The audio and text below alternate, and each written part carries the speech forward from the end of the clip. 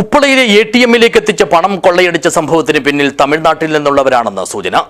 ടൗണിലെ സിസിടിവികൾ വിശദമായി പരിശോധിച്ചതിൽ നിന്നുമാണ് അന്വേഷണ സംഘത്തിന് ഇത് സംബന്ധിച്ച നിർണായകമായ വിവരങ്ങൾ ലഭിച്ചത്.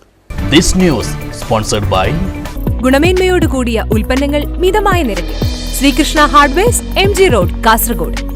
ടൗണിലെ സിസിടിവികൾ പരിശോധിച്ചതിലൂടെ ബാഗുമായി പോകുന്ന ഒരാളുടെ ദൃശ്യം പോലീസിന് ലഭിച്ചിരുന്നു.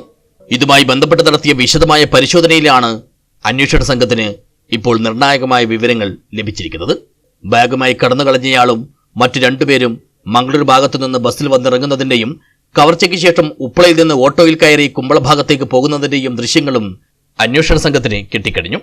ഇക്കഴിഞ്ഞ ബുധനാഴ്ച ഉച്ചയ്ക്ക് 2 മണിയോടെയാണ് ഉപ്പളയെയും ഒപ്പം കേട്ടവരെയുമെല്ലാം ഉലച്ച സംഭവം. ബസ് സ്റ്റാൻഡിന്റെ എതിർവശത്തുള്ള ആക്സിസ് ബാങ്കിന്റെ ATM കൗണ്ടറിൽ പണം നയിക്കുന്നതിനിടെ പൊടുന്നനെത്തിയ യുവാവ് സ്വകാര്യ ഏജൻസിയുടെ വാഹനത്തിന്റെ ചില്ലുകൾ അടിച്ചു തകർത്ത ശേഷം അകത്തുണ്ടായിരുന്ന 1/2 കോടി രൂപയടങ്ങിയ ബാഗുമെടുത്ത് കടന്നുകളയുകയായിരുന്നു. ഇതേ ദിവസം രാവിലെ മംഗളൂരുവിലും സമാനമായ രീതിയിൽ വാഹനത്തിന്റെ ചില്ല് പൊട്ടിച്ച് ഒരു ലാപ്ടോപ്പ് കവർന്നിരുന്നു.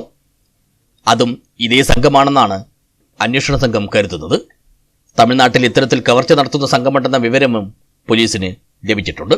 അതേസമയം പണം കൊണ്ടുപോയ വാഹനത്തിന് മതിയായ സുരക്ഷാ സംവിധാനം ഒരുക്കാത്തതിന്റെ കാരണം എന്താണെന്നത് വിശദീകരിക്കാൻ ഇതുവരെയായും ഈ സ്വകാര്യ ഏജൻസിക്കായിട്ടില്ല.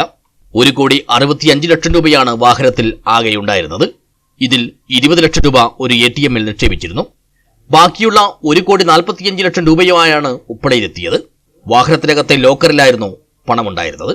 ഇതിൽ നിന്ന് 70 ലക്ഷം ബാഗിലാക്കി പുറത്തെടുത്ത് 20 ലക്ഷം ഉപ്പളയിലെ ATMൽ നിക്ഷേപിക്കാൻ പോയി. ഇതിനിടയിൽ വാഹനത്തിന്റെ സീറ്റിൽ വെച്ചിരുന്ന 50 ലക്ഷം രൂപയാണ് അക്രമിയായി എത്തിയ യുവാവ് കവർന്നെടുത്തു പോയത്.